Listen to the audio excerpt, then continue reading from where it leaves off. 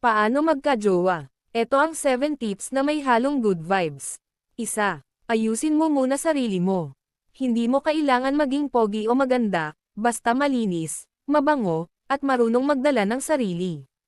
Tandaan, hygiene is sexy. 2. Magpakita ng totoong ugali. Huwag ka magpanggap para lang magustuhan ka.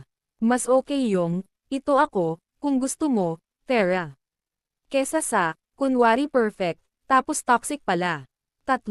Magparamdam, huwag magparamdam ng biglaan. Yung tipong, good morning. Tapos 2 weeks na walang chat. Ayusin mo. Ang kilig, inaalagaan, hindi tinataguan. 4. Marunong ka bang makinig? Mahalin mo ang kausap mo gaya ng pagmamahal mo sa sarili mong kwento. Kasi minsan, pakikinig ang susi sa puso ng isang tao. 5. Huwag kang clingy agad, baka matakot. Hinay-hinay lang. Getting to know pa lang kayo, tapos biglang, asan ka?